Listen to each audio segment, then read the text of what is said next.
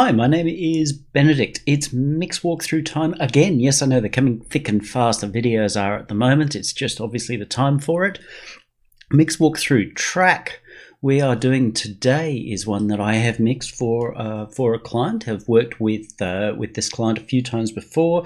If you follow closely, you'll see a few things. The last work that I did with him was actually creating all of the music and mixing for an EP that he did under the name of think+sync. Still going out this time under the think+sync name, only this time I had Travis do a lot more of the work. So this is an instrumental. There is a song that's already been mixed, which I'm super delighted with, and this is just so much fun.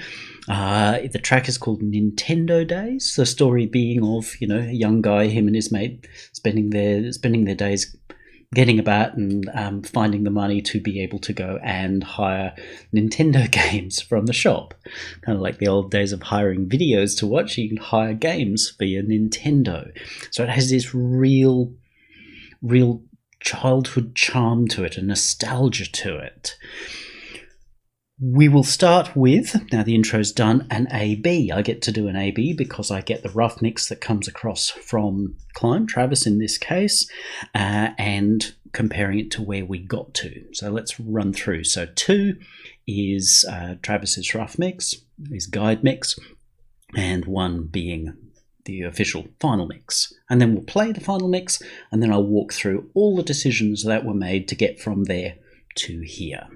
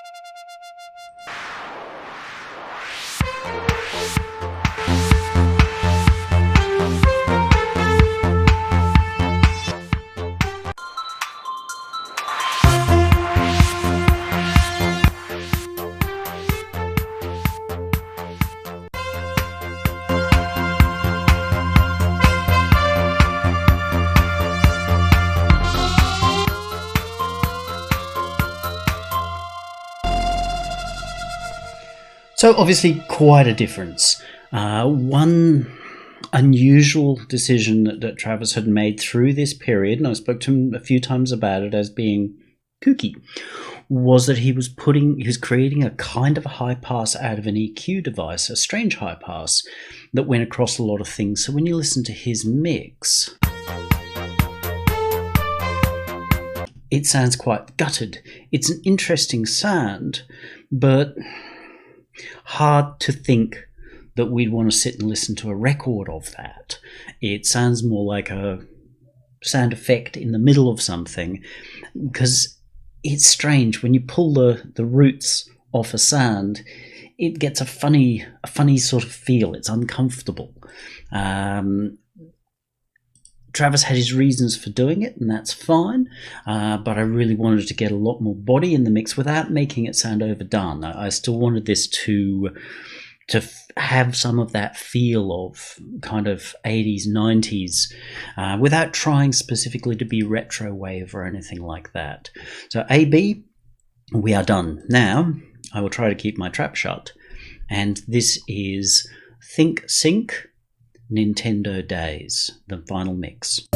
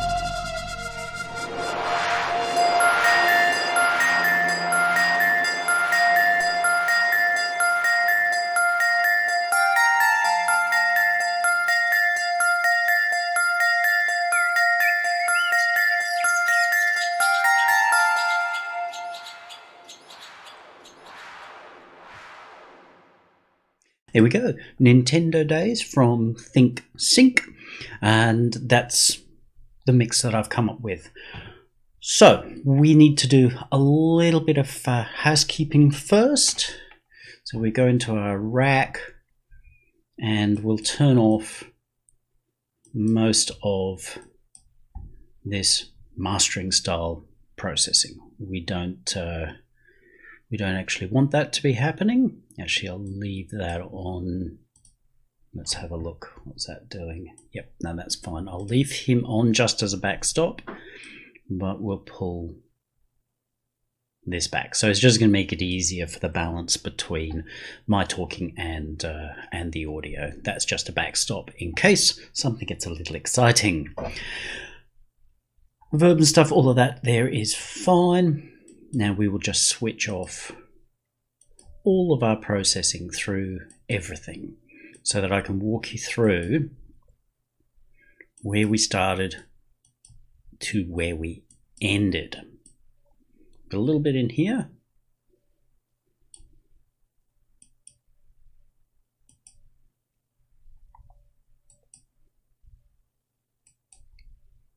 Now, background here, I have been helping Travis to get more confident as a composer. I was going to say songwriter, same. But as a composer, Travis has tended to be, and we'll talk about more here and how I've helped solve some of that, he's been tended to be afraid of reaching out, as in trying to do something new. And that's a real shame because he comes up with great musical ideas. As you hear in here, his melodies and everything really are charming and they are great musical ideas. But then worries about, what are people in forums going to say? Because is it going to sound the right kind of retro wave? And I keep really trying to get across to him, you don't want to do it this way. You need to make something that's truly unique. If people don't dig it, that's their problem. That's their business. Don't make it your problem, because your job, as I say over and over, is to honour the song that came to you. And this came to him, and it's charming. There's nothing else out there that I've heard that's quite like it. I was listening this morning to the first album from the Twins before they had singles over here. And there's some of that variety of let's do a bit of this, let's do a bit of this, and that's similar to what Travis has got here. And I think that's wonderful because it makes for something truly charming. So let's listen to where we're at the moment.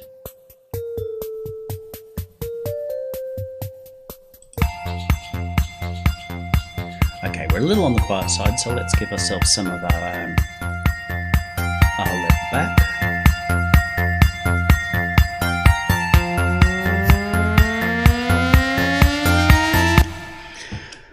That should do for the moment. Now, what came through to me was, I think that Travis is doing, I don't 100% love it, but I sort of see his logic. But I think when you're sharing, because Travis uses his reason as well as me, but he hasn't always used the same instruments, is that he's turned everything into stems and then left an instrument with the MIDI lines in it in case I wanted it. And that's good. I'm glad he's left the MIDI in because I did need it in this instance. But while stems, like pure audio stems, are necessary, if he was using Pro Tools or Cakewalk or whatever, then yes, 100% audio stems would be what I needed, and MIDI would be nice to have to come along with it. But one of the advantages of working in Reason is that I can get his file almost exactly as he has it. We probably won't share some instruments. There's at least one instrument in here that I don't have. So those, I would say, just render just that instrument. So if it were, let's say it was this Thor, which is not because Thor's a standard thing, then I would say, well, just take this, render just the instrument, not any of the effects, render just the instrument, and then you can create that render, go into another track, and even copy across all of your all of your effects and processing and everything. Yes, sure, some of those devices may not come across to me because I don't have them all, but then I can really see where you were going. That's one of the advantages of working with somebody who's in the same door as you. going back to audio, especially if you make the mistake of trying to process that audio to make it right from the beginning, kind of limits what I, the engineer, get. And I want to be guided by the client and where they want to go, but I also want the freedom to go where I feel like this track needs to go. Every mix engineer should work that way. They should be saying, well, this is going to be my vision of this thing. So allow the best of both worlds there, so that I can see everything that you've got and sort of go, okay, you were doing that there. I can see why you were doing that there, and either make the most of that or go, yeah, look, I see what you were trying to do, but that's not going to work. Throw that away. Here, let's bring in this, do this, and we get that result. Make the most of that if you can. If not, if you are merely exporting pure audio stems, sorry, I shouldn't say merely, if you're exporting pure audio stems, then don't spend too much time working on trying to perfect those sounds. Yes, get kind of the right sounds, get the right performances, in the sense that you probably want to use a bass guitar for your bass line, and you'd probably want to make sure that the strings were fresh or boiled or whatever, unless you want it to sound like really horrible old strings, in which case then leave them in the sun. But past that, trying to process something so that it sounds right or perfect is actually going to run contrary to what your engineer is probably going to want to do. An example is not literally what happened here, but an example is where I get sent things and people have got a chorus on a sound and it's working a certain way and it works within their version of the mix. But when I bring it up, and I may have choruses or flanges and what have you working on other things, and suddenly the feel of their chorus that they've baked in against the things that I'm doing doesn't seem right. Maybe it's just not turning at the right speed or something. The chorus doesn't need to be there. You can show the chorus in the rough mix and I'll hear it and I'll go, yeah, I like where that was going. Or again, if you're in reason, if you're in the same door as your engineer, then you can leave the chorus in as an effect. They can look at it and go, oh yeah, there was a chorus there. If they don't have the device, no biggie. At least in reason, there's no biggie. I just get a ripped piece of cardboard with the name of what would have been there, which is super cute. So let's get into this. Now, I worked this the traditional way from the bottom up, which was drums.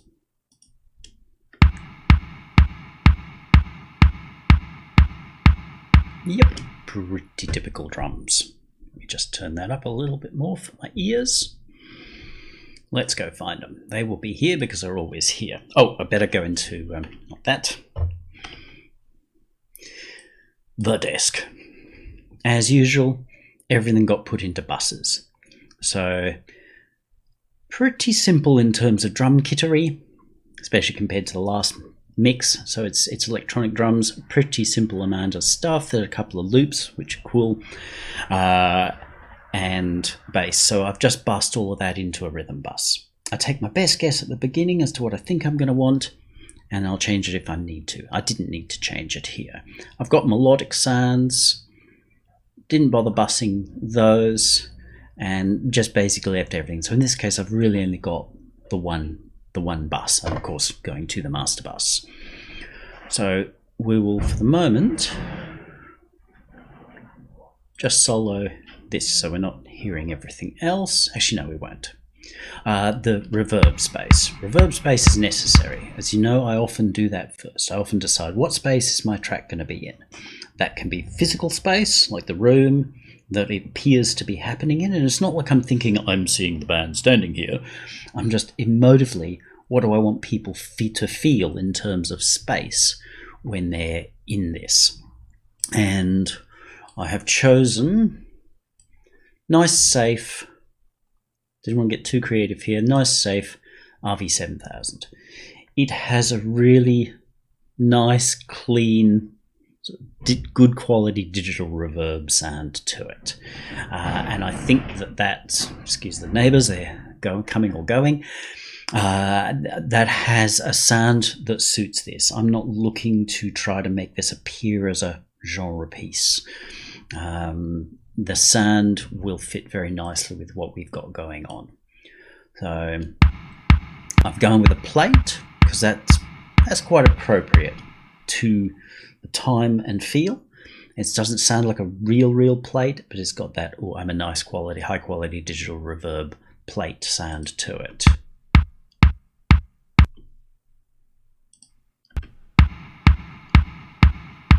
Sounds like an awful lot here, but once we get it into the mix, it won't. I've just applied reverb on the bus alone. You'll find, as I often speak about, I tend to think in terms of a whole room and a whole performance. So rather than separating every little part and saying, oh, I've got to put... It doesn't work that way. If you've got a pile of people in a room, guess what? The reverb is there for all of them.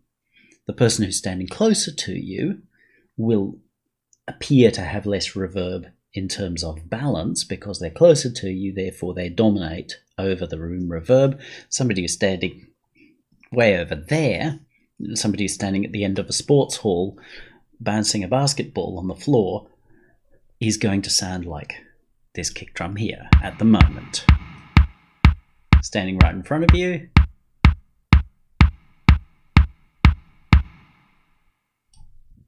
Hello, I want my kick drum back.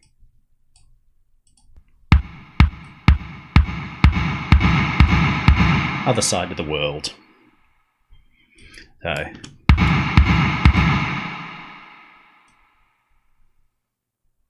And while the default in Reason is minus 12 dB of send, it is just too much most of the time for drums.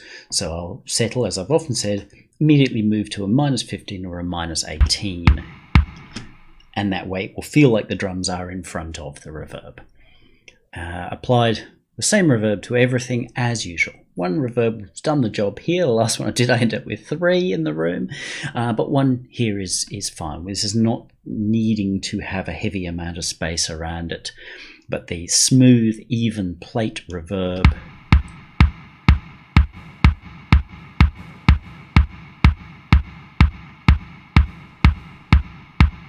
with that little bit of pre-delay. So you've got the kick and then just a little bit of time before the delay happens gives us a little bit of clarity. Simple. Added a little bit more time to it just so that we do have a big feel, and that is it.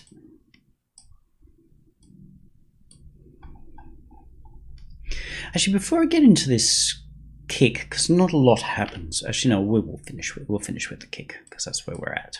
We'll just go in order.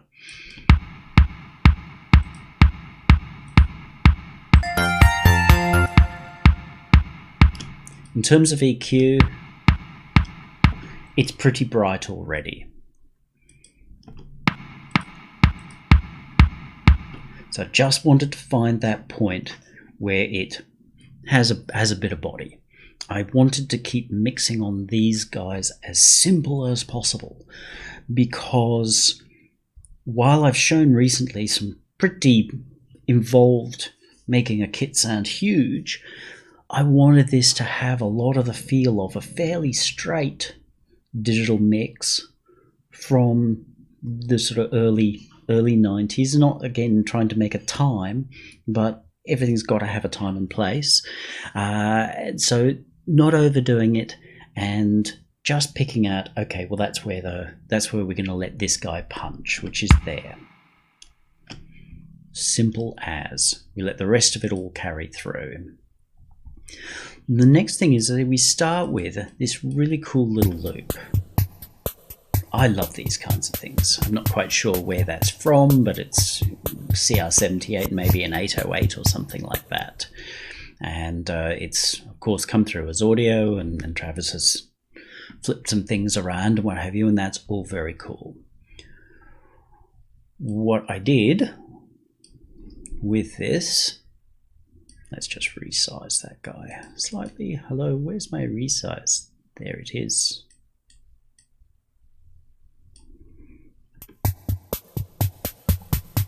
It sits very nicely inside the mix, which it should. But at the same time, I want it to appear to have a kind of a bassy punch, but not actually be bassy at all, because that's what we've got a kick drum for, and that's what we've got a bass for. If we try to make this play in that arena, it's not going to work out nicely. This is the same style as Visage's Fade to Grey, of having that second little drum machine sit in the middle. So it took a little bit just to find these frequencies.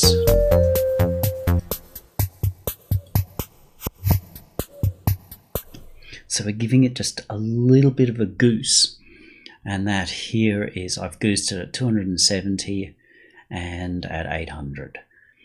Might seem slightly odd. I've also pulled out some of the highs, because one of the charms of your CR78 808 kind of thing is that they're very bright on top. But one of the problems is once you get them into a mix and you've done a lot, that just ends up dominating your mix. If you've got virtually nothing in your mix, like early house or something like that, or maybe tech house, then you might want all that brightness. But here, this is a secondary drum that sits inside.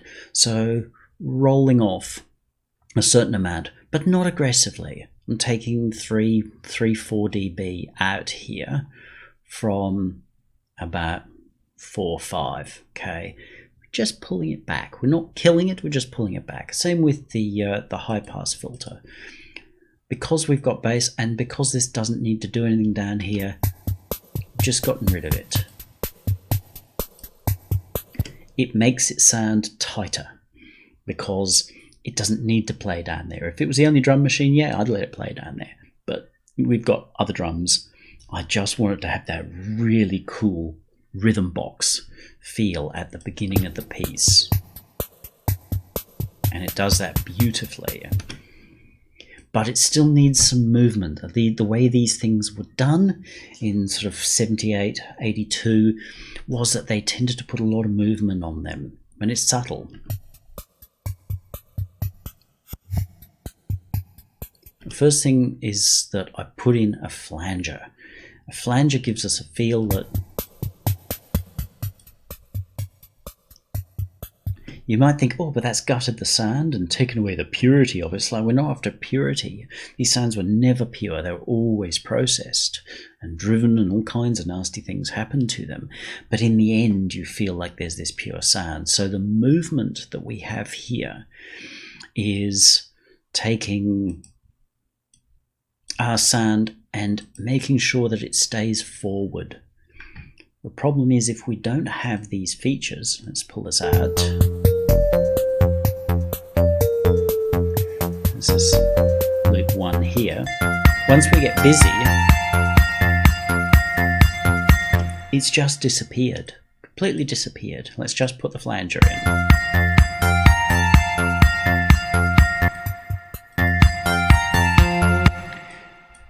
It's a bit quiet. We'll need the...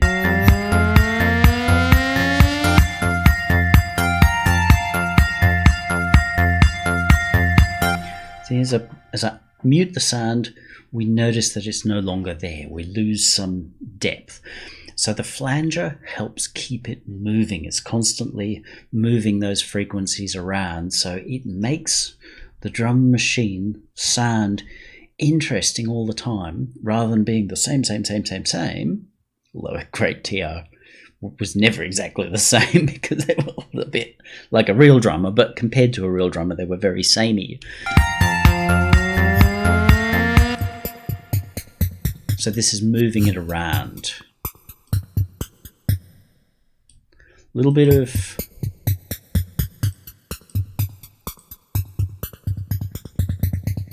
short echo, really short echo. It was a very, very common thing used on these guys and works a treat.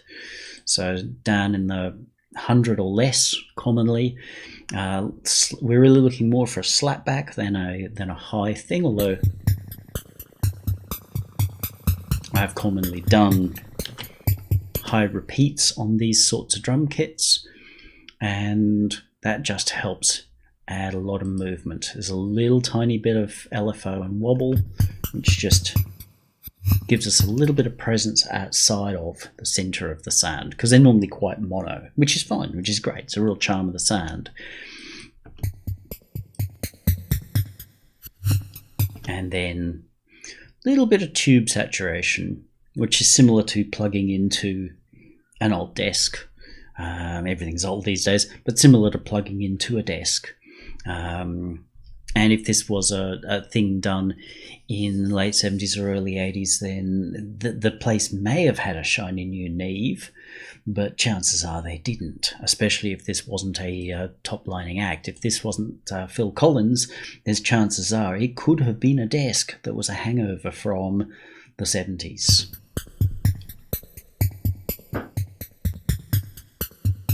So we've got a really beautiful, characterful sound, because this is one of the first two sounds that we hear in the whole mix.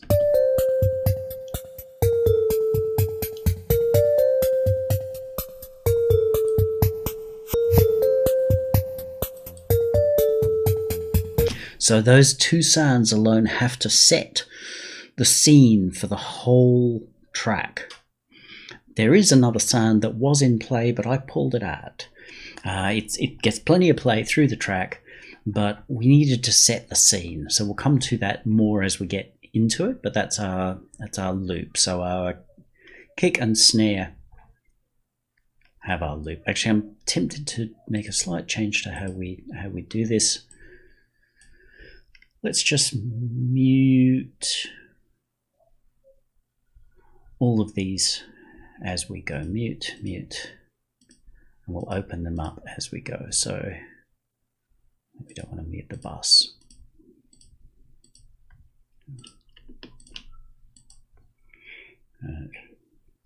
Whichever decision I make is always annoying, and it's hard on one screen trying to manage all these things at once.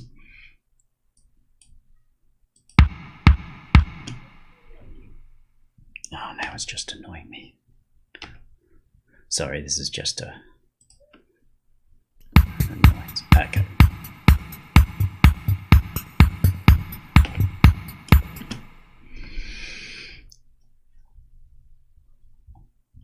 Then we've got our snare.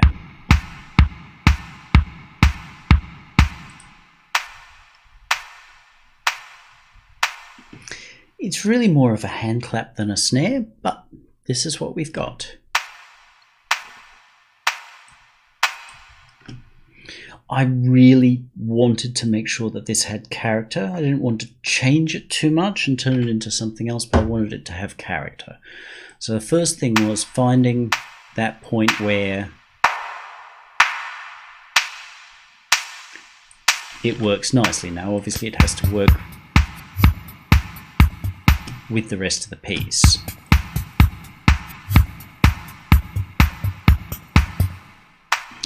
Any of those is perfectly acceptable, but that's where I chose it to end up being. That's nice and bright and brings it forward. I know I don't need to worry about vocals.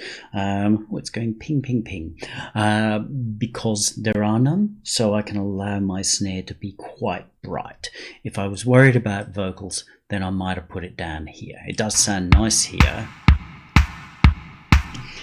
It does make our kick and snare seem more samey. Sometimes that's great to have them being quite same. Sometimes it's nice to have them as two very different.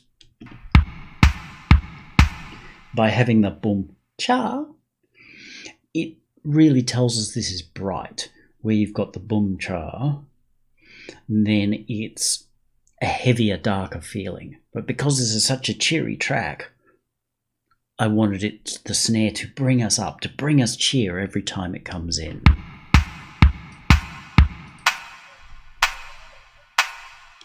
Then added this little guy. Built this recently, using it lots because it solves a problem that I kept having with other delay lines, in that they are not short enough. It's hard to work in the very short range. So this is... Actually, I can't remember what its full range is. I know that this is 50, and that might be 100 or something. It's really short, so it's all designed just to do very short taps. And there's no modulation. It's just designed to give us a little bit of slapback. And I did experiment with going out here. I love this kind of stuff. very common with the era to do quite accentuated things like that. It's automated, that's why it keeps moving. Part of this is there's an offset just between the left and right, so it's giving us a little bit of stereo because our clap is very mono. Doesn't matter about the reverb, because remember, a lot of that reverb gets, you know, lost inside the mix, so to speak. So this has given us more dominance out front with a tiny bit of stereo. So one of those taps is here and the other is just slightly later. And that's it. There is some work done on that, which is here. You might have noticed in the playthrough.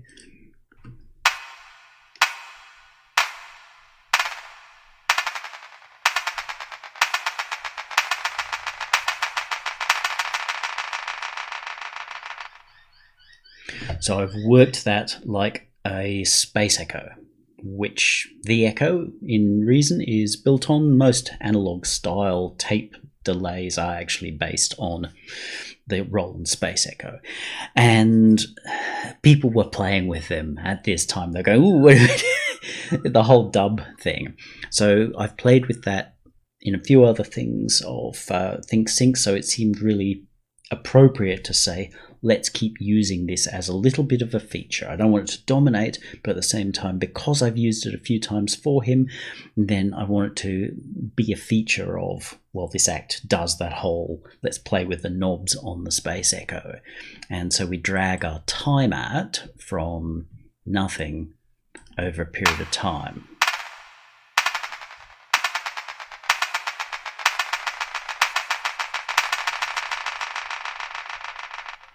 So sort of very, very dub, very Bauhaus kind of thing. And that's our line here. We've also got a filter. Now this filter is on the whole sound. So I was just checking, because I had my head in 3 mixes at once here.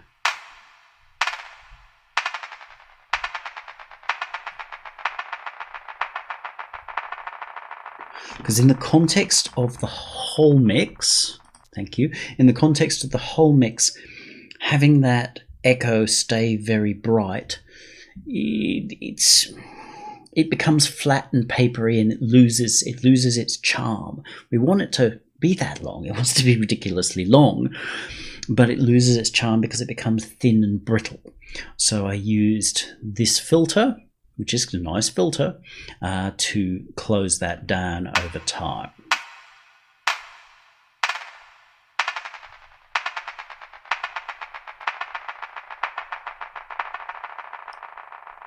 So a couple of layers of movement, because we're moving with time and we're moving with timbre as well. Because the delays get longer and longer, it's like this thing's moving back, and we lose definition of treble as this thing moves away from us, which is cool. So that's all the processing on that wee fella. Loop 2, let's close that up. Sweeper, that's fine. Loop 2 is this one here, and it doesn't have any automation.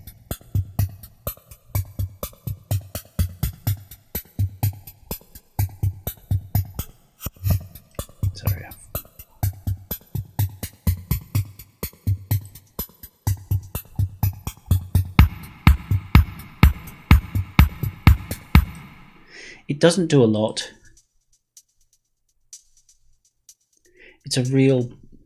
This really sounds like a CR78 hi-hat, and it's on its own doesn't do a lot, but it's designed to work in with everything that's happening. Now Travis likes his hi-hats. On its own, it's a little on the low side, but here I've put it into overdrive, kept it very bright, given it a bit of presence.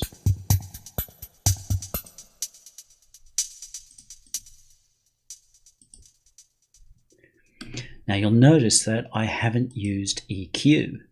That's because I'm using this to create a wonderful brightness. So that's using saturation rather than an EQ to bring up this sense of brilliance without having to use an EQ, because it sounds more natural. It cuts the mix much nicer that way. And you can hear, obviously we're bringing a bit of level in, but you can hear how well it cuts the mix.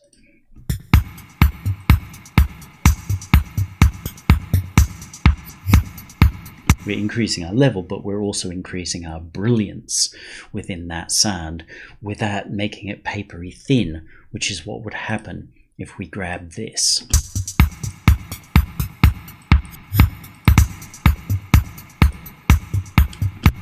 It doesn't have anywhere near the charm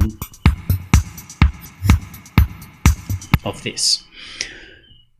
It's an incidental line, so you can listen to the song for years and not entirely notice that it's there, but it serves its purpose really nicely.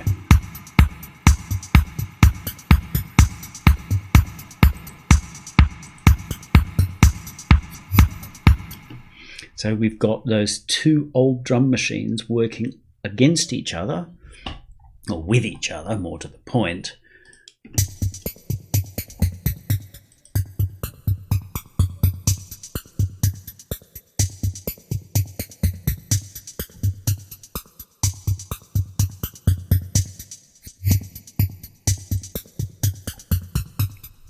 And that's just the flanger for the loop 1 with a bit of automation. Actually, yeah, sorry, I forgot to tell you that. Back to loop 1.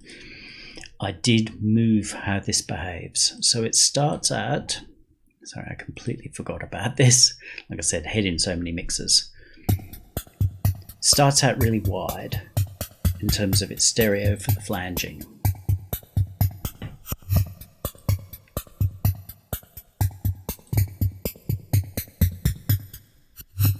But as the sound becomes less important for the main mix, because we've got other things coming in and I don't want them to fight, because they will, but I still want this to be there, but I want it to be central inside, so it's like a spine. You're not looking at my spine, but it is there. If it wasn't there, we'd have a problem. So I've narrowed the stereo down so that once we get into here, it's narrowed right down as the focus goes to other things. Later it comes back in stereo, but at the beginning, it just, because other stuff was starting to happen, I wanted people to focus on that, I just pulled that sound into the center rather than having it continue to keep attention out here. That was an important little thing that keeps the sound moving, which keeps the whole piece moving. So sorry, they're getting distracted. Back to loop 2, which is just that extra hi-hat.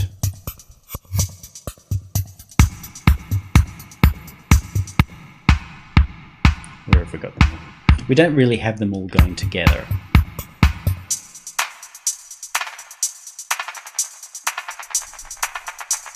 That bit came over louder, it's fine, works nicely, no dramas at all. That is actually our whole drum kit done. That was a whole lot. Now, what came over in terms of the bass line was audio. And it's kind of a cool sound. Now, where is it? Bass line here. But this is what came over, but I've not used it in the end.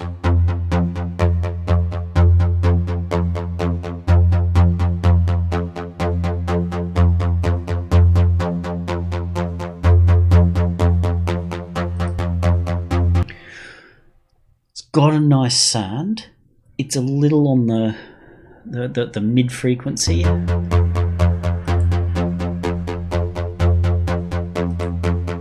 Although I've helped make it that way.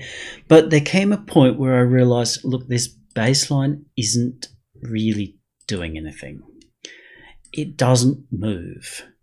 And it's important for a bass line to move, because it is the spine, it's the center of what's going on. If my spine can't move, then I'm going to move very strangely because I have to use other parts of me to move. Having a bendy spine, I wish I had one, it allows us to move naturally. Everything we do comes down to having a bendy spine.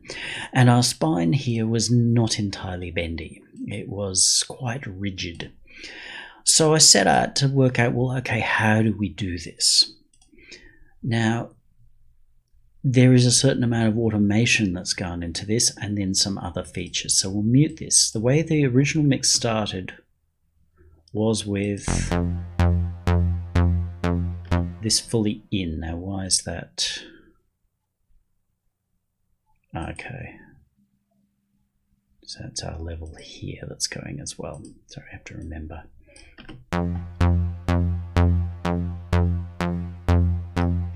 And the piece starts with this.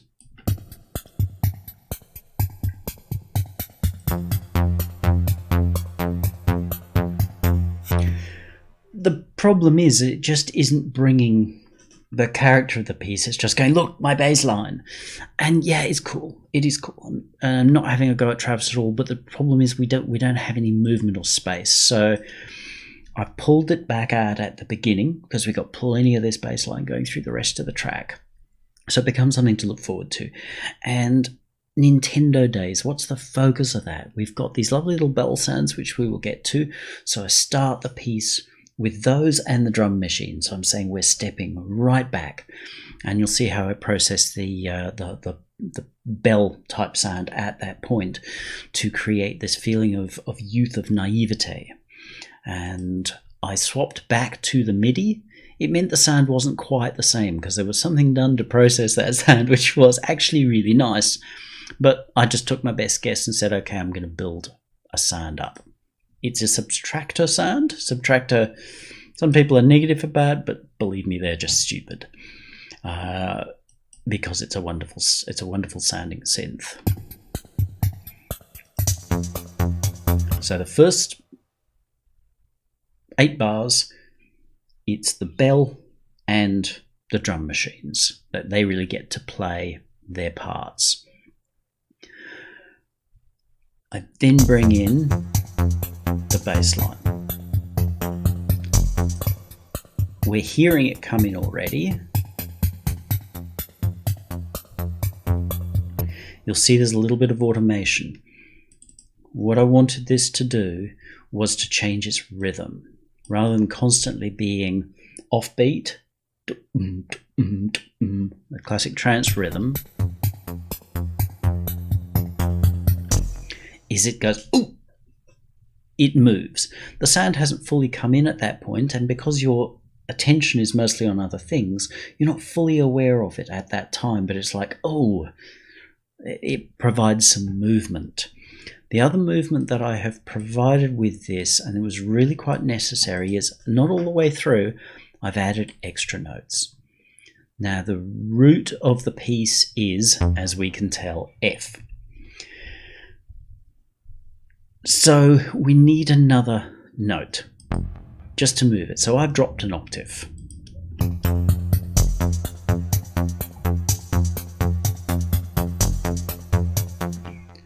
And I've done that a few times, but not all the time.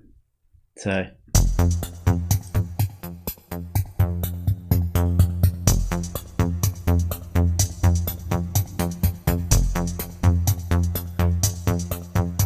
and as we go, there is a delay that is automated in. So as that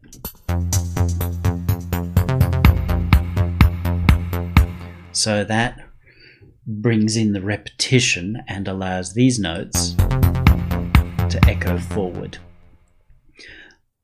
Octave below, octave above, just jammed the 2 notes in the place of the missing one, and that throws us forward.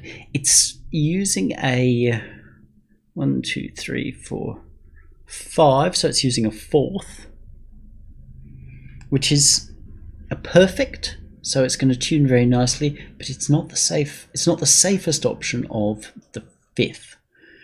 And it provides a little bit of drama at that point, which is that stuff's happening here. It's the notes sort of lost, but at the same time, we've suddenly got a harmony there that we haven't had before. Basically the same thing through the rest of it. As we come back in, we've just added a little bit of lead in. I've used, this is the fifth here. At least I believe it is. 1, 2, 3, 4, 5, 6, 7. Yeah, so that's the fifth nice safe note.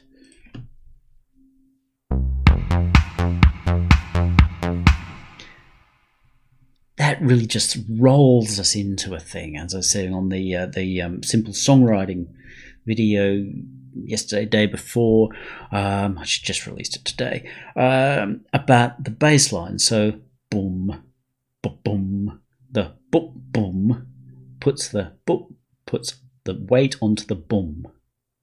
So the note just before the main note throws weight forward, and that's what this does.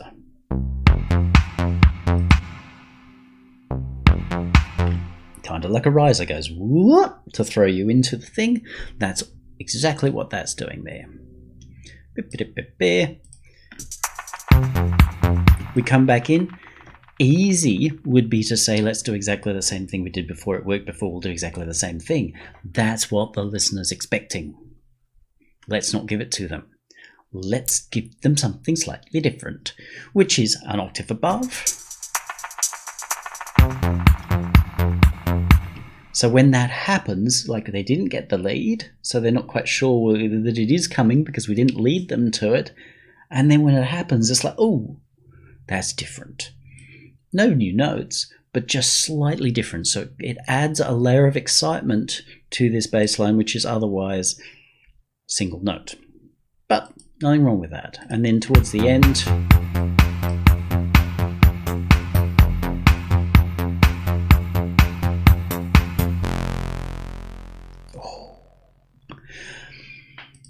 the first one you barely notice. I've added one down there. That's subtle, but it just kind of says to us something's coming. And then what comes is this. We've automated the synth sound so that it stays open and the note holds. And because one of the problems with just having the same note over and over and over again is that initially it builds tension, and that's good as it builds tension, but it never releases. So allowing us to do those extra little things every now and then, we actually get to release tension. Building tension is one thing, but if you build it, and don't do anything with it, all you've got is stress. We don't want people to feel stressed. Even if they're listening to extreme death metal, we don't want them to feel stressed. We'll build tension, but we've got to release it. Wah! It's got to come out. So this comes to the kind of formal end of the piece and goes, wah! And that, I think, is super cool. But you see how simple it is. We didn't need to do anything. We can just use our root note and make it sound exciting. It's unexpected because it's come on the one and the sound has changed at that point. So it sounds like there's a bit happening there, but there really isn't. So this is...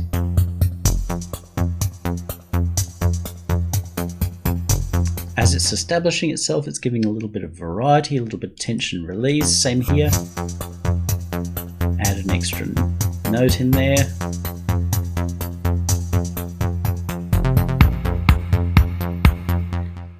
Throws us into what's coming, as well as providing tension and release in the same moment. So a little bit of work was done to the bass line there to get everything happening, because it's naturally kind of the spine of the piece in this sense, so we need to get it working right. The delay we've talked about, that was already there from Travis, nicely done. Why you'd use this unit over the echo, I'm not sure, but it is a perfect digital delay. So sound wise, in terms of kind of 90s Nintendo kind of mixing and thinking, it is probably a little bit more appropriate than the 70s, 80s Space Echo. I added one of these wee fellas because I needed to come up with my own chorus, because Travis's stem render had some kind of chorus built in, which sounds great. I couldn't work out what it was, so I added my own, which is one of these little guys, and using an LFO, actually it's a pair of LFOs, to offset two features. So we were offsetting the fine control, which is just a straight chorus, and we're also offsetting our offset. So if we take our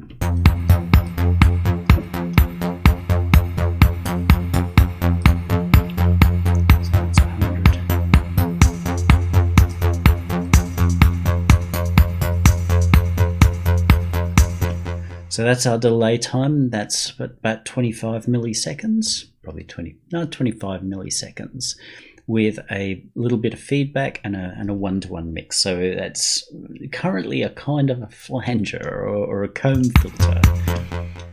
We move it like a chorus, which is just that straight. Move everything up and down. We get a really nice fat chorus sound.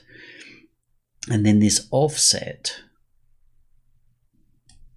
which is unusual. This is remember, we've got our delay time, and we can say, well, we'll make it late on this channel, or we'll make it late on that channel, depending upon which way we have it set. And I'm rocking it with a square wave, so it just switches, which means as it switches, what's that, 40%? That's too far. Not stopped, that's why.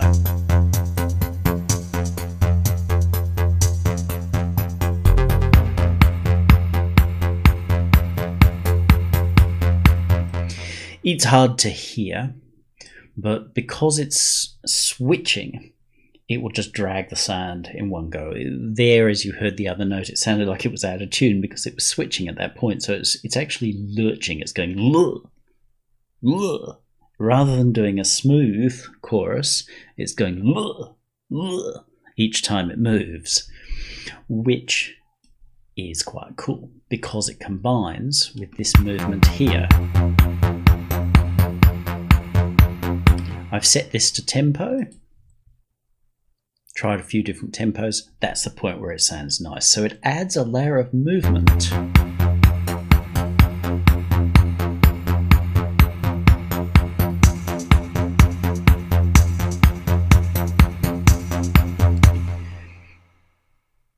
To keep doing this. You don't notice it, but it really fills the sound out. And the more you get into making your own devices, or making your devices do what you want them to do, the better a mix will get. This is something that I've known over the years, but I've learnt more and more.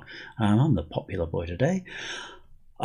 So you don't have to make your own devices as I do. I make them where I see a need, where it's like, oh, my other boxes aren't doing this, I want to do this, so I'll make a device that does that.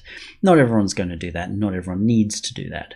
But if you sit and think, rather than just going, oh, well, and putting things in the obvious place because that's safe, you're not really mixing. You're not imparting a character on a thing. You're probably more just looking for, well, how can I make the safe choice? That's boring. Nobody wants you to make the safe choice, or if they do, they're never going to buy your record because they're so safe. They keep their money in their pockets because they never support anybody. They're of no use to you, so don't chase them. They might put a like on something to prove to their mates how safe they are, but that's no use to you at all. Chase the people who are looking to go, that's cool. In which case, finding ways to impart your personality on the things you do by using things in unique ways is going to get you there. Now, the last thing that was done here is, where'd you go? There. little guy, I've started using a few of these lately, and I got to say, where I thought I wasn't going to dig them at all, I am digging them. They're rather cool doohickeys. This FET drive from Analog Obsession, or in Reason, don't click the oversampling. It doesn't end well.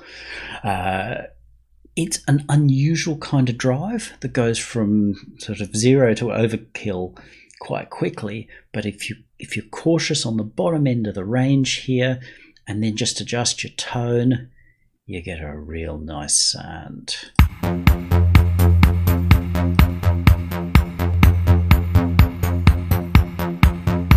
It just brings a really nice driving mid through in that, so it's real character. You've got to be subtle in the old ears as to how you go with that. The EQ,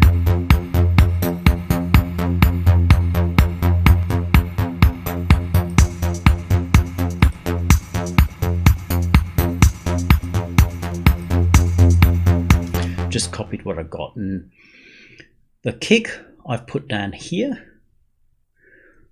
The bass, I know Travis, because of that high pass that he was doing, he was concerned about having a lot of sub in here, even though I know he likes it, which is why I always wondered why he did it. So I wanted to give the feeling of there being a really nice extension without having to boost those frequencies. Again, common from the time. It was the time a little bit later that people started going, "Ooh, I'm going to boost down here," which is just a rookie error. It's like mistake number one. So you'll see that my boost is quite high, and that happens to be the first harmonic. Now you'll have seen me do this over and over again. Put a little boost on the first harmonic. There's our fundamental of our bass sound. Boost here, because then that psychoacoustically makes us turn the bass up in our brain. The bass is in our brain, therefore it is perfect. It is what we want to hear. That extra little bit of bass in the fundamental sounds the way I want it to sound. When Travis listens to it, it's going to sound the way he wants it to sound. When you're listening to this, you're going to hear the way you want that to sound, which is brilliant because everybody's happy. I've then done the classic Pultec trick of making sure that that doesn't get a little too thick by just the next harmonic pulling that out slightly, finding the point where it wants to punch through the mix. Because we're going to have plenty up here to lead the mix, then let's put it right down the middle. We want this to have a certain strident quality, this bass sound.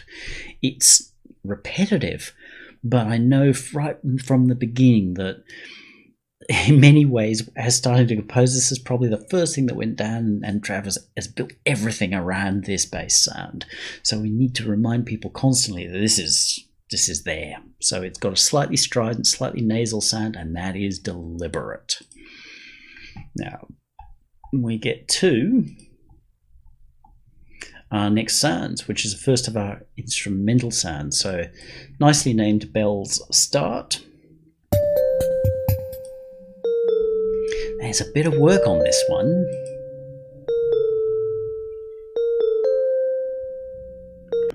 I have deliberately had this come in really dry. So in terms of, this is our effects end, it's at its normal -12. Once we get into the mix, sounds nice.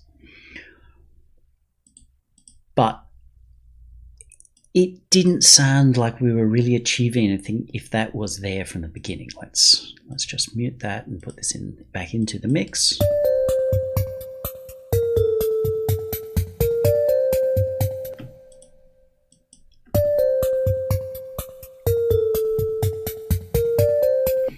So I want this to be arresting at the beginning. It's like you're being given this dry sound. You've got the little drum machine, cool drum machine, and that's moving. I've got that moving. And it's not because of the pattern, it's because of the processing is making it move along with the pattern. And then we've got this bell. It is a naive sound. And that's right, because the piece is about childhood, about naivete. How simple is your world when it revolves around collecting bottles to take back for a refund so that you can go hire a Nintendo game? Would you not wish for life to be that simple? So I want to show the naivety of the sound and the situation here, and that is, I found the place where I want the reverb to sit for the rest of the mix, although the sound never comes back, and then I fade it in. Nothing fancy, just straight fade.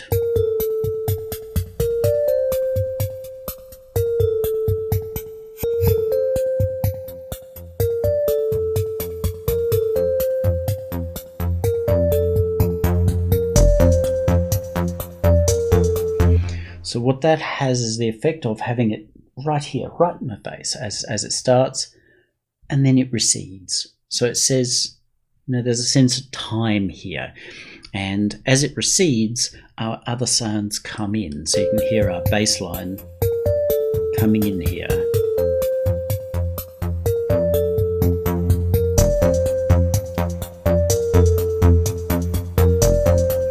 Because that figure with the bells at the beginning, it just does the same thing over and over again. In terms of EQ,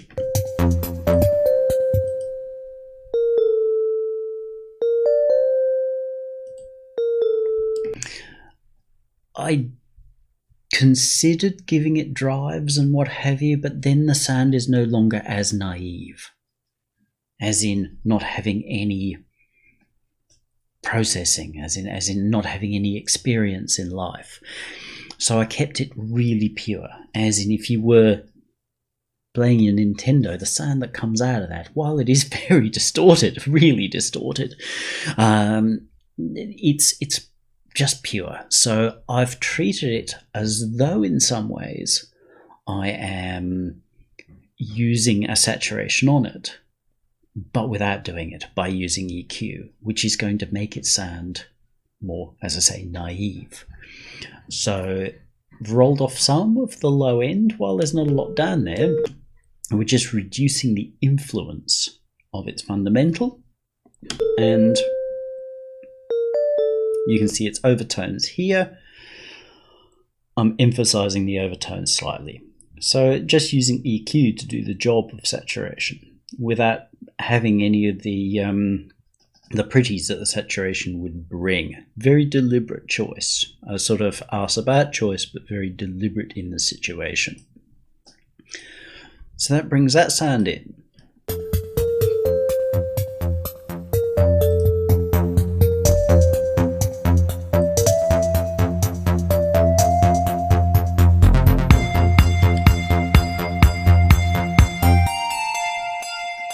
Blow me down if this isn't nice. We've got several bells of one kind or another. They're all FM bells, excuse me.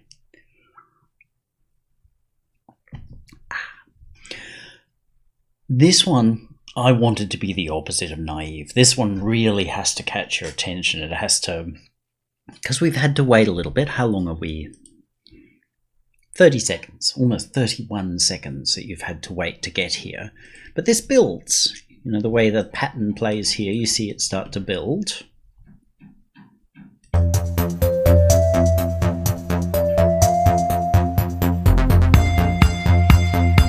That says something's coming. When it comes, it's like, ooh. So that sound has to be really, really quite grand. And in terms of what it is out of the box, it's a nice sound. I assume that these are all FM sounds out of Algorithm, and Algorithm is a pretty nice FM synth. I actually haven't got it yet, but it is a nice synth, and based on these sounds alone, it reminds me, because I did work with it, made a refill on my video and what have you. I should get it. My pay's come in from Reason for it, so I can cover it. Probably should have got it whilst it was on sale, but I've been busy. We need to really make this shine, shine, shine.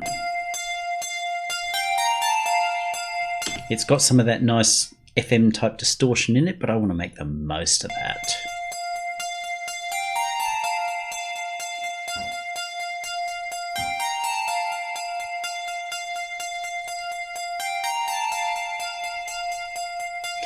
Yes, just remembering this, I'd forgotten about this. Use a similar thing because this tends to be same, and that actually becomes part of the charm of this. I've used moving the delay. We're not moving the time in this case, we're just moving the balance. So it becomes... And that's adding tension as we go through. We don't entirely notice that happening, but it adds tension. It sort of pushes that back so that when we have the next thing come, it's like, oh, it allows that to push forward. So that's using your echo to move things backwards and forwards, as well as to double your rhythm, which Travis has done all on his own. That's what the bass line does, as you saw. The mix comes up until it's pulsing like this. So just really doing the same thing, except where he's using BPM timings, I am too in this case. I am. So that's how delay.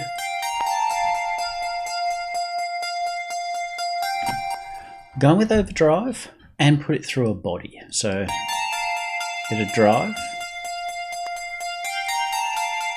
It adds a little bit of distortion and it's bringing out a lot more of that overtones and brilliance.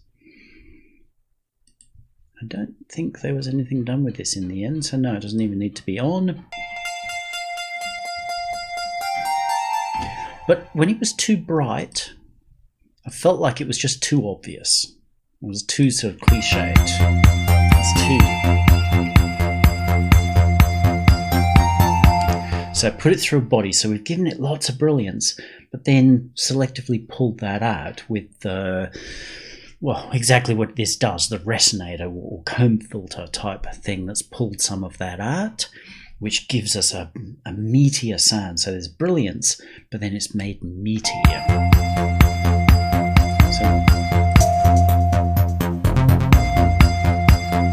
So when that comes in, it's quite a powerful sound. It's even though it's a bright bell, and it would have been tempting to make it very toppy, which would then make it seem pretty and weak, I still wanted this to have a punch to it, just as if it was an electric guitar kind of feel.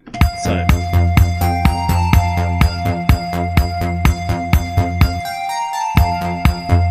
in terms of EQ, pulled out this, even though there's kind of nothing there, just wanted to make sure that nothing was coming through.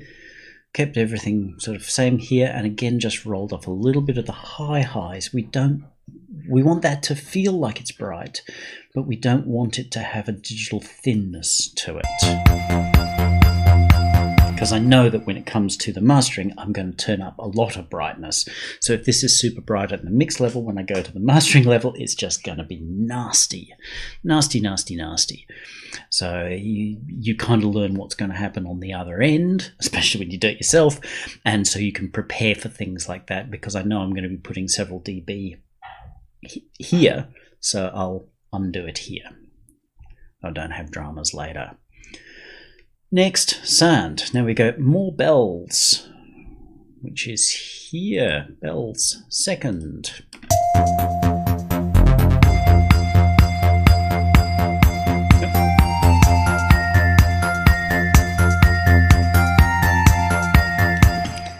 I had been talking to Travis about counterpoint, as in a counter melody, as in a second little bit of melody that makes the two together even stronger than they are, and he was really picking up on this here. This is almost Bach-like in its direct simplicity and rigidity for the power that it brings. It's wonderful. I love seeing it happen, and I think it's a great sound. That we've got this second bell sound, which I didn't mind this guy being bright at all, because we've got our tough central bell sound. And this doesn't want to be, it's over there for you, this doesn't want to be a dominant sound, it just wants to come in and it adds this extra energy and tension at this point. So what I did with that was simple as possible, remembering that this is a that this is kind of Nintendo. These are Nintendo sounds. That's what they're standing for. And I'm pleased that this was not made with SID or chiptune sounds. I think that it would have reduced the value of the track. It would have been super obvious, but I think it reduced the value of the track. So using things that stand in as, especially FM sounds, was a nice choice.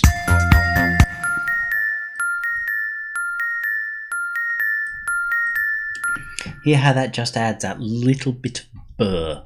It's adding brightness and a little bit of drive, so a little bit of burr and noisiness. A little bit of inside it. So we've got the meaty bell, and on the other side, this side for you, I think, we've got which is providing a really nice, simple counterpoint, both in melody and in rhythm. And then we go off, and we've got another bell.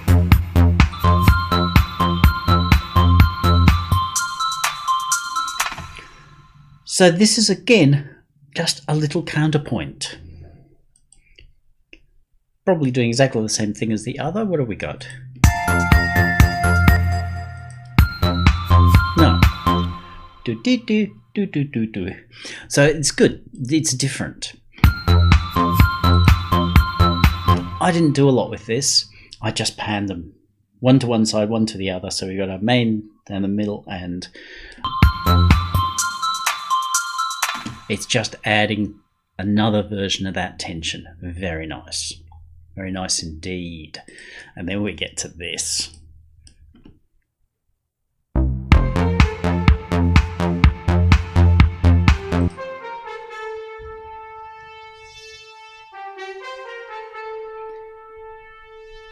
I love this sound. It's a preset out of Algorithm. I actually had to ask where this come from. I suspected it was Algorithm because FM is one of the only things that can make a brass sound as detailed as this. And this is lovely work. Whoever made this patch, I am jealous.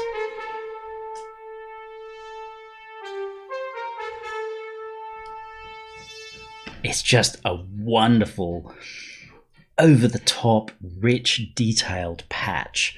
Kind of want to take my pants off and run around with them on my head. It is lovely. How to make it fit. Because I didn't want it to sit in here dry.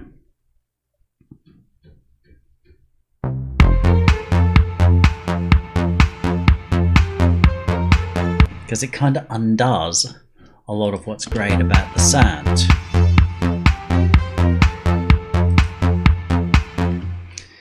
I'll admit this has been a hard sound to work because it is so great that a lot of what you do can end up making it sound smaller, and that's not what I want to do. So I gave it a tiny little bit of goose at about 300 and a little bit more at about 2. It's got to have a point where it cuts through because we're starting to get a little bit busy in our mix.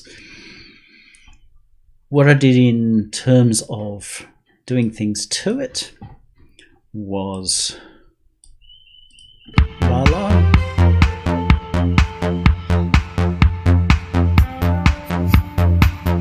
Just barely giving it a little tiny bit of compression. Lala's a very smooth compressor. You can hear it. People say the whole idea is you can't hear it. Bollocks to that. You can hear it.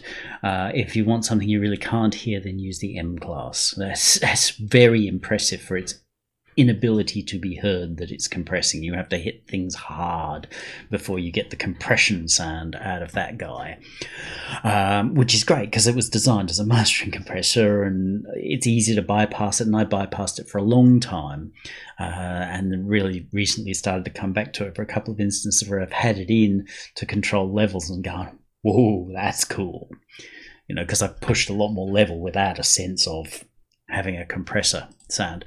So Lala is there to be relatively unnoticeable, just to control some of the peaks, because the sound itself can get a little bit excitable, which is understandable for everything that it's doing. You know, it has a right to get excited. It has a right to get real excited, as far as I'm concerned. Then drive.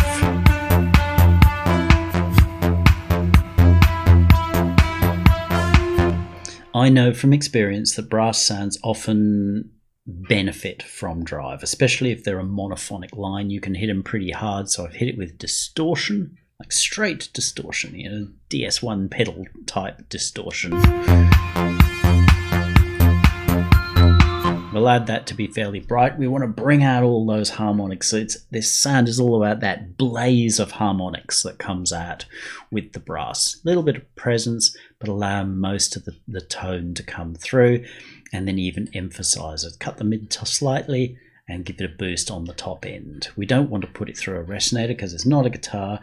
There are times where I would, and you'll see me do things like that, but in this case, it's a synth brass and it wants to scream synth brass. It wants to scream, I am the king of synth brass.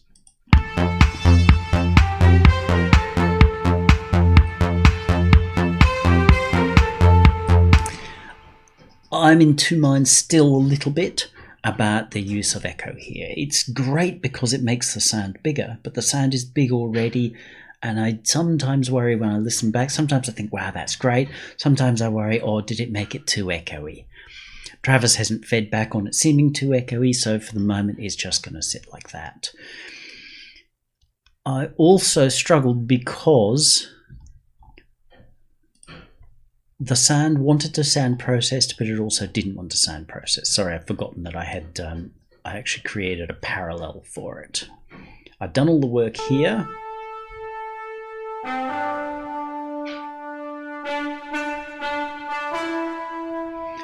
But then I'm thinking, oh, is that too much?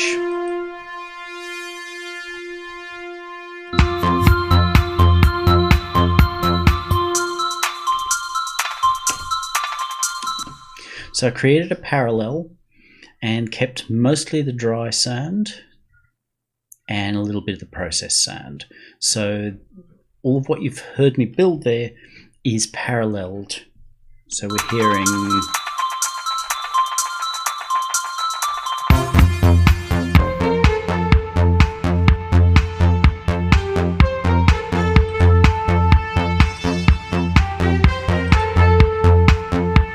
and together you get a really nice warm sound. So a little bit of different EQ, so pushing one, pulling the other, just so that they're slightly different from each other and they will come together as being unique sounds.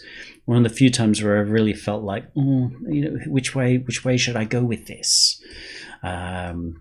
So in the end I decided, look, let's go two ways at once.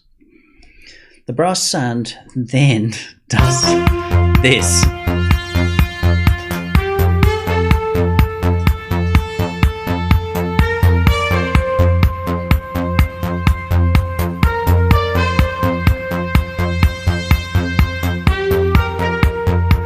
And it just keeps going. You think it's reached the top.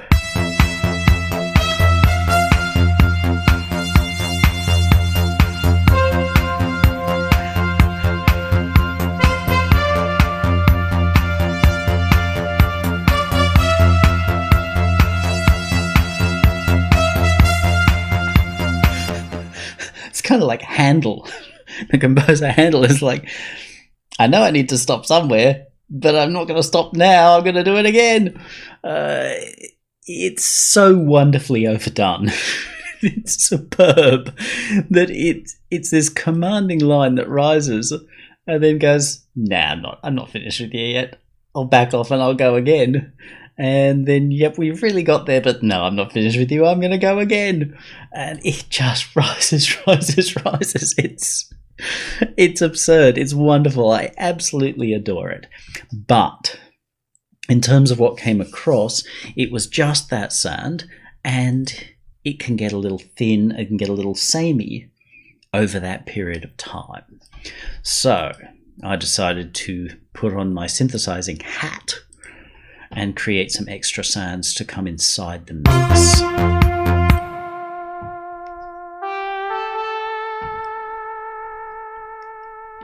So I made an FM sound using Thor, and it's a little on the grindy side. It's deliberately on the grindy side. I've actually automated the grindage of the sound.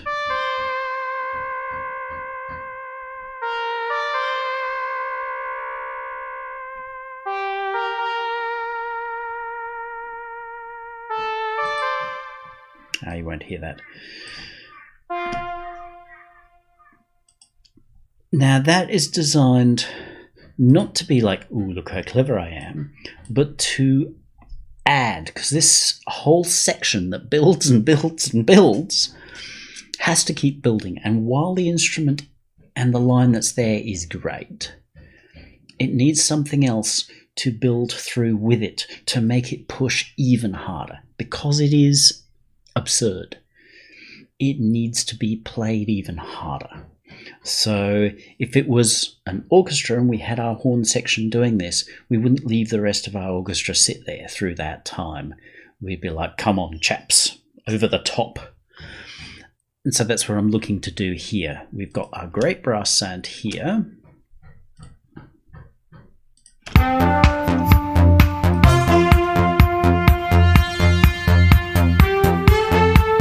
So when it comes in here, it needs to be bigger.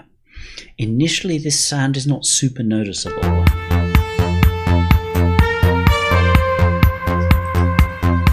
But then you start to hear some little bits of as it does its job. It's bringing its modulating delay.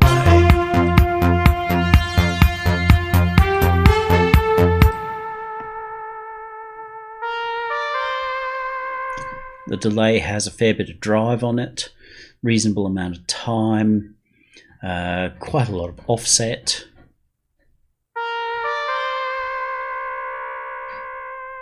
Modulation, but not a huge amount of level. It's just to fill out. So with the original brass and this brass, we end up with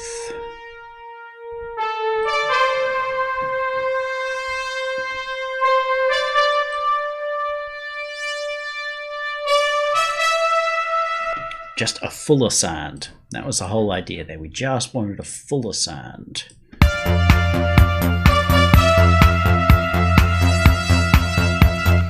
And it adds more tension by doing the kind of thing, which is a little like emulating overblowing a trumpet. You overblow a trumpet, the whole thing just starts to distort, which is a regularly used feature in the playing.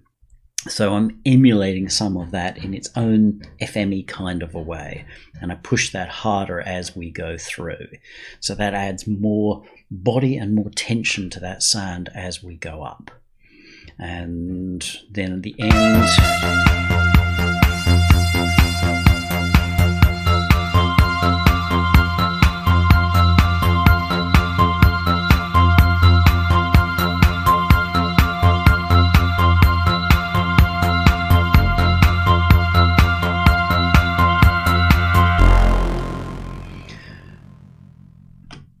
we have that play the low note, because who doesn't love a low note in brass? Only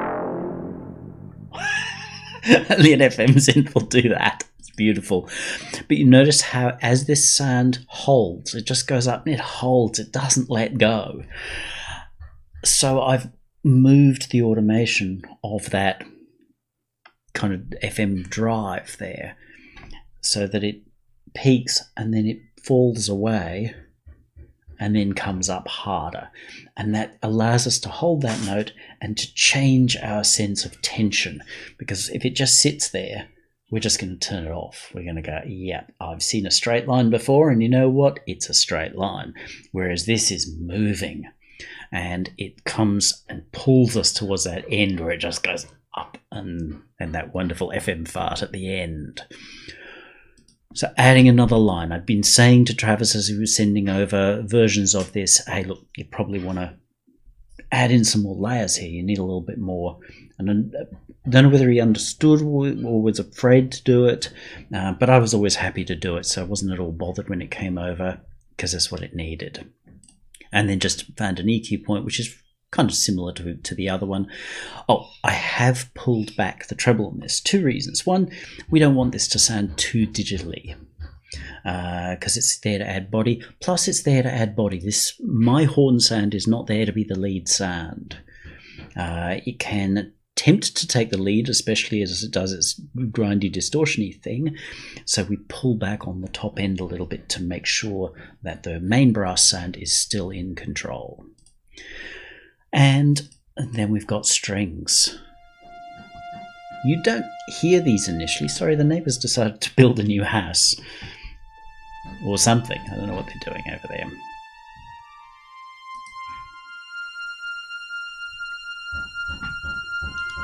But as we get into the middle, you start to feel that. Now, this fades in. It's a good old subtractor. I deliberately chose subtractor for this role. A synth that's playing the bass line, not known for being a pretty string synth or anything, but it will do it, especially in the kind of style that we want for this.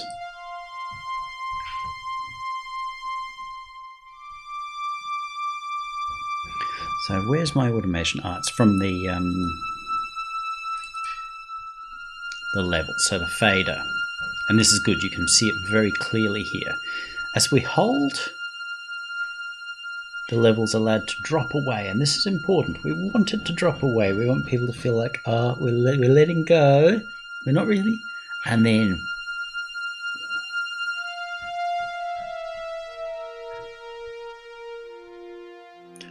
this is an extra little thing. You don't notice it in the mix. Kind of sad, because I think it's brilliant. I wrote this little bit myself. Oops. We've got a little figure. That's all this is, just a little figure. We've got our sound here, and with the rest of the mix, where's my string there?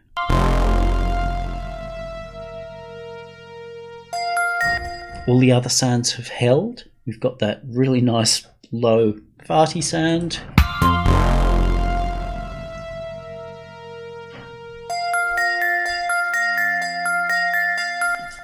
It's fading out and it's quite buried when you listen to the whole mix, but it transitions us from this string that's held us right up here for really more time than you'd think it should, to the ending part.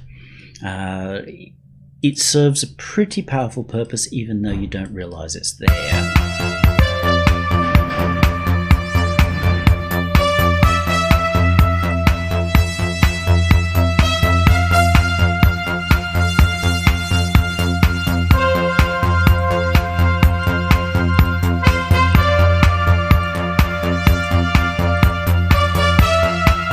I always heard this with strings or something similar at this point.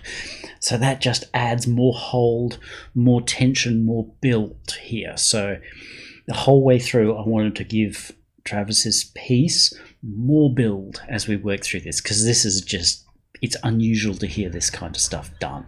As I said, it'll get done in older classical music. I don't think modern classical music dares to do it, because they're too busy making nasty noises or pleasing power companies or whatever. This is cool. There's a tremendous audacity in this sort of thing.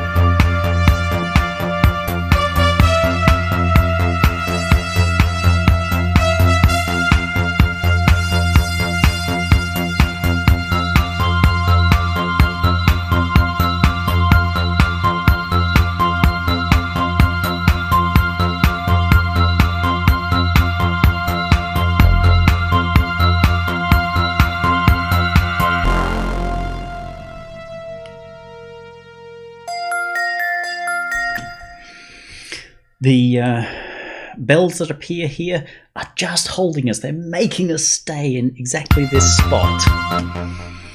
It's great. It's lovely work. Like I say, there's a huge audacity to it, but it suits the overall piece in the sense that we've got that bass line that refuses to let us move. And I really like it. It may not have been as intentional as it appears, but it works beautifully. And so I've played with that. In terms of EQ, let's pick where the string's playing. Mostly going for sweetness. Again, it looks like an unusual EQ. You might go, oh, well, we'll just boost this, but I don't want to do that. I want it to seem natural.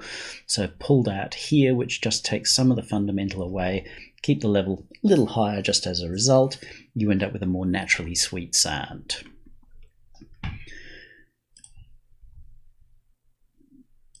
In terms of processing,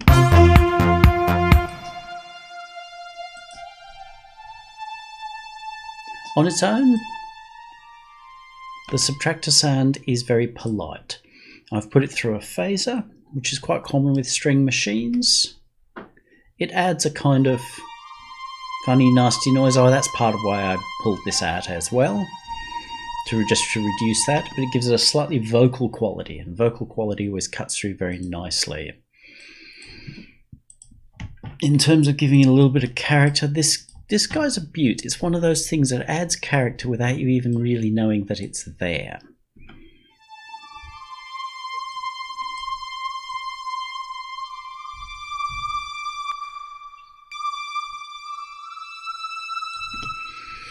It's got a really nice sound.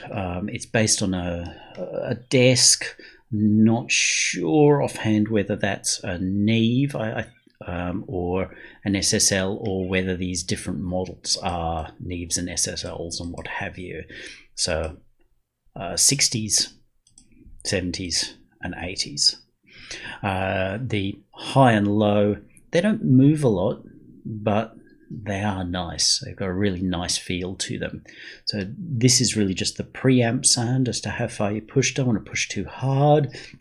It gets nasty quickly. Not extreme nasty, not sort of death metal nasty, just because it's just chopped too much off all the transients. But it does very subtly transition things from being a flat digital something to being an object. And the highs are very nice on it. Quartet, chorusing.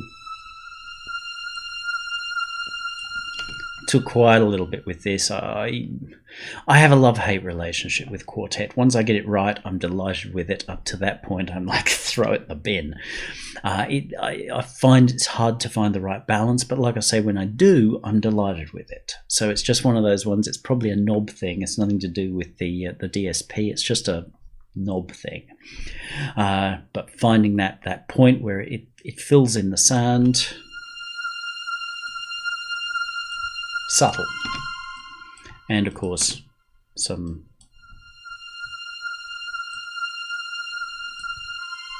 now none of that is particularly strong, none of that's meant to be strong. The most dominant of all those things actually is the phaser.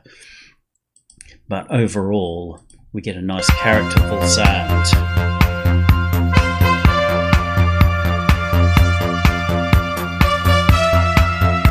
And that's all the music. In terms of sound effects, that's here. This is really quite unusual, but not unusual for Travis.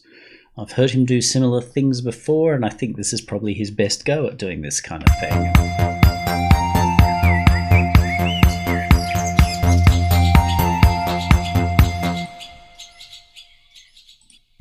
He built in this delay to it.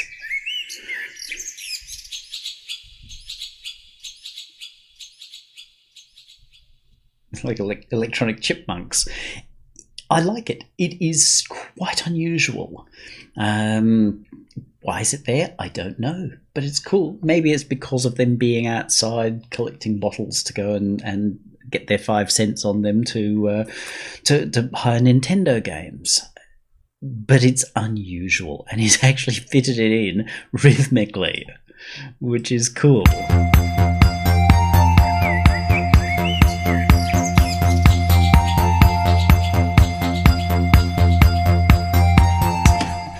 Go figure. So just reverb, a little bit of EQ. I really like that. It's odd. It's cool odd. It's very hyper cool odd. So I've just given a little bit of top end to bring it through. There's a bit of digital noise in there, but I don't care because it's like Nintendo. It's brilliant. The white sweep preset from Subtractor. Time to find another one, Travis. I know you love that sound, and don't change any of your existing pieces, but next record, let's find another sound, or better still, make your own. Or worst comes to worst, send it over to me and let me make it, but time to get in and start making some more of your own sounds here, because you're using this one sound over and over. It's not a signature sound, I can tell you.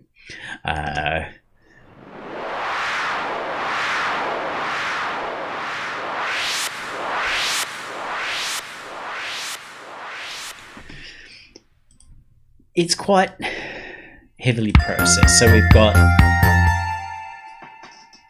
piece stops, and then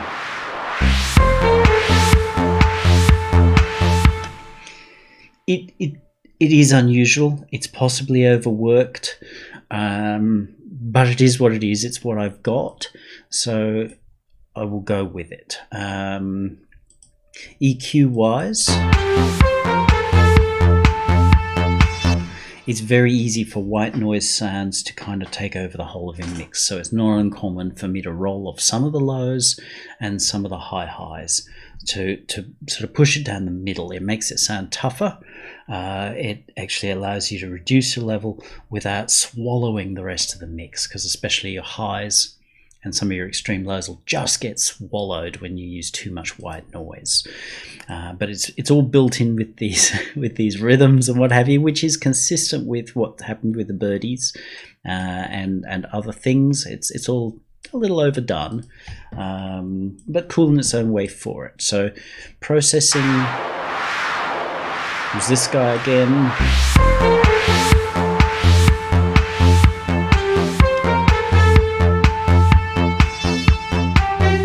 Same routine with automating, fine-tuning, and our offset, obviously going pretty slowly.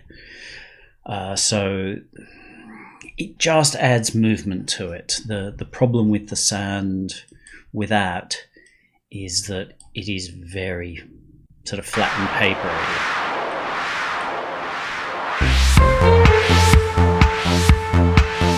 So that allows it to move of its own accord. And that's just all part of mixing, to bring something up and make it vibrant inside the mix. And echo of my own, again, to bring it up inside this mix.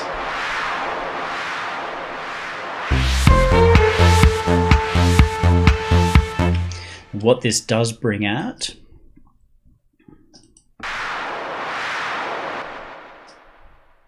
is the character of this very short,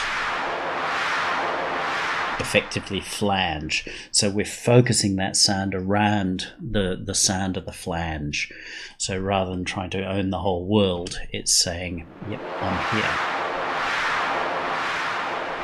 here. It also works across the whole sound, rather than the sort of choppy feel that it ends up having there from being, I don't know, edited or something. So it makes that sound more consistent over its play range, same as here.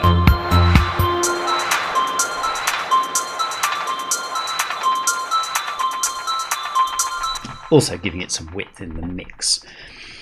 Now, in terms of, I copied and pasted this a couple of times elsewhere in the mix. At the beginning,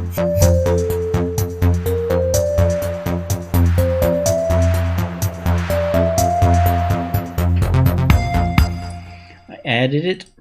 It's, I think, this one, reversed and lowered quite a bit, probably about 6 or 12 dB down. It's quite subtle. It sits inside the mix because we do have this long intro and there's not a lot going on, so this just very subtly is saying, hey, there's something else coming, we've got more happening here.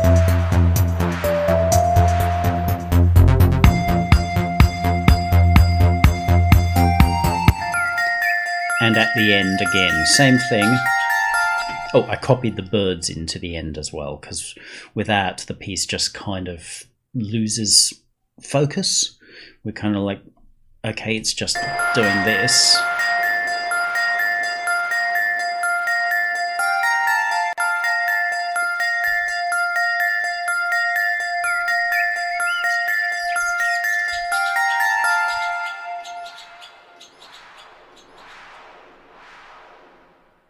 So pull the birds and the white noise into there to give it a sense of, well, this is why we're going through to here. We start outside, we're reminded of the outside at the end. It was just a way of filling the beginning and the end and giving them a little bit more meat. Riser. This one's a huge sound, and it's a great sound, but progressively as I got through into the mix, it wasn't cutting it anymore.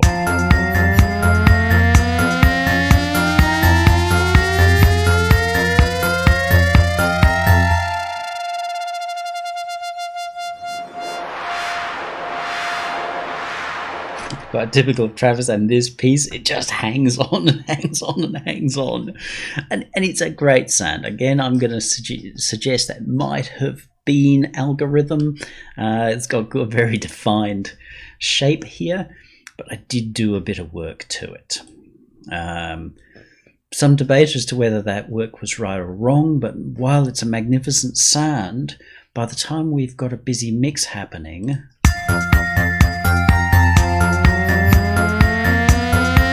I feel that sound, while being quite grand, no longer is as grand as the rest of the mix. So, things that were done.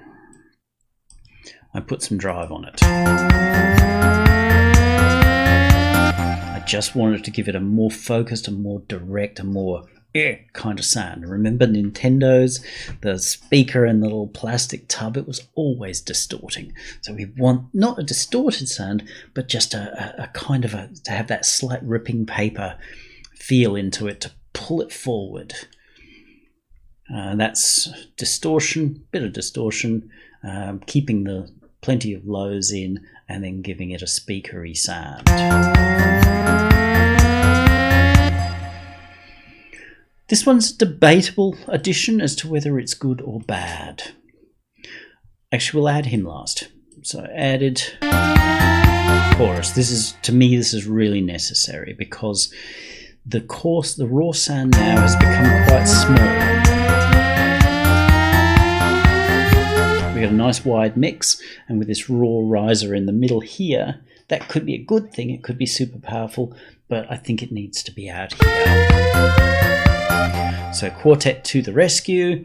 Again, a little bit of fighting with it, but at extreme settings, well, not extreme settings, but actually very close to the default patch, if not literally the default patch. It just does that, and I think that's great. And echo. Now, what the echo does here, actually we'll cover that in a moment, the possibly debatable sound of phaser.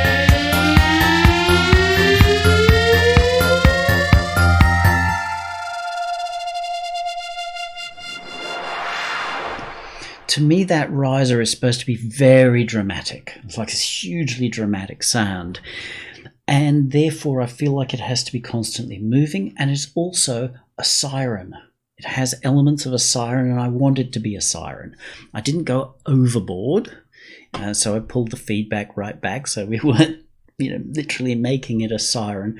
But I wanted it to be very strong in that sense and to be constantly moving.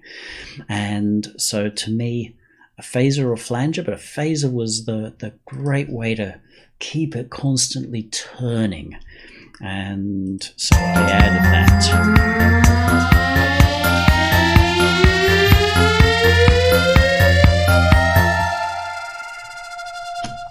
There is another thing, though, that is going on here, and that is this guy. Probably a little hard to hear. It's more of a feel thing. So I've put in an echo. An echo will make things really seem big. But look what happens. It starts with quite a high mix. The mix drops away, but then this sound continues. So I'm pulling it forward. Because the mix is dropping, not much pointing at the screen. Here, this dot here, that's where the mix goes low. So you're hearing more original sound, less echo. So this thing starts back and pulls forward. And then moves back again.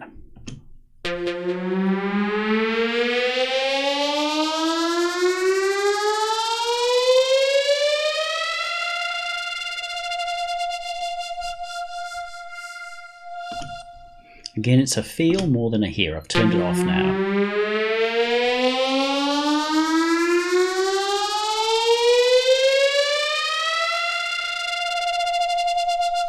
If you're listening on anything resembling reasonable speakers, you should probably hear that sound becomes flatter.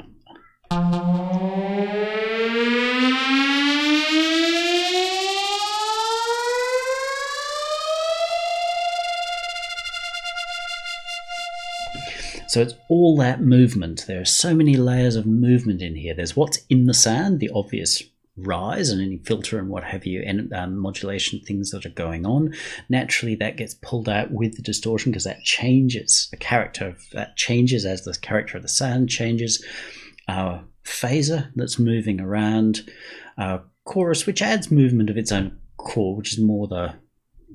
and this, which is moving it forward and backwards in space. So there's quite a lot of work on that to get that so that we really have that coming in as dramatically as it should.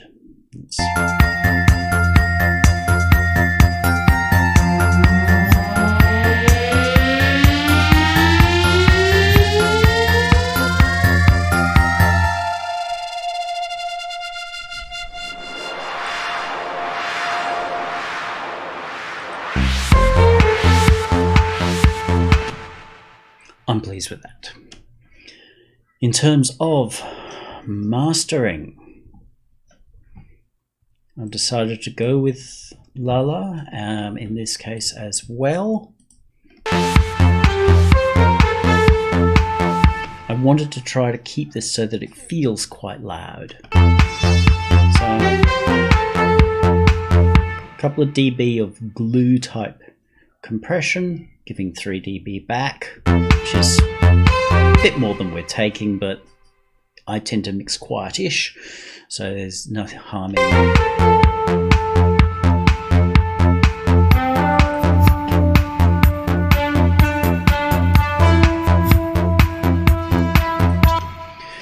It's subtle, but it's meant to be subtle. I just want to fill the sound out a little bit.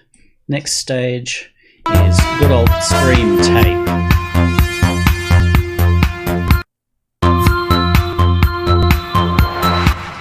This one's also louder on the out than the in. We've kept our full range and little tiny bit of the tape compression. I do not know how that tape compression works. I think it was explained once, but I don't really remember where that article is. I haven't done anything to bass. I think we've got plenty there. Don't want to make this very bassy. I want the bass to be felt nicely, but I don't want to be making it seem like a bassy mix. That's partly from Travis's lead, and also partly because if this were to go to vinyl, which it's not going to, but if this were to go to vinyl, then we wouldn't have that bassier mix. And a little bit of boost in the mids and treble. We really want this to be, you know, bright and present. That's it. So this is adding saturation. I think Lala might add some saturation. It sounds nice. We're pushing this into loud territory. And you saw me with this before. I've been playing with this, just sort of seeing what I like, what it does, what I do and don't like.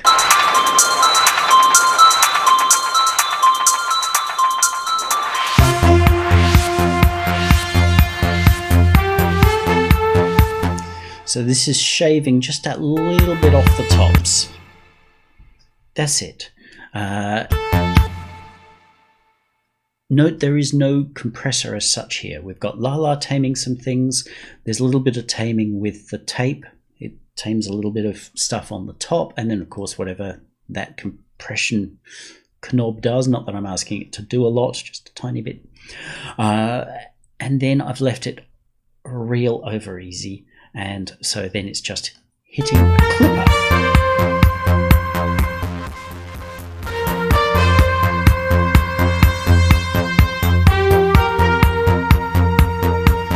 I want this to stay very bright, very natural. We're using compressors at this point. I feel like it's dulling things down, and I don't want that. I want this to feel really, really bright and clear up into a digital type of feel. It wants to feel cheery. It wants to feel naive, as I keep saying. And this does that.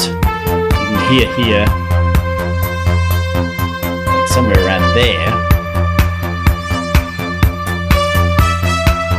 it's got that really nice console sort of feel to it. But I've kept it incredibly easy, so there's just a tiny little bit. I'm not sure what's being chipped off the top. It might be a dB or so, which brightens all those transients. Tiny bit of soft clip, and then here this was set to minus 0.3, so again nothing can come at, but we'll pull it down to sort of minus 12. So speaking and playing are kind of balanceable, and that is it. It's then export off to your ears. I hope you found that useful. If you have any questions, ask them down below.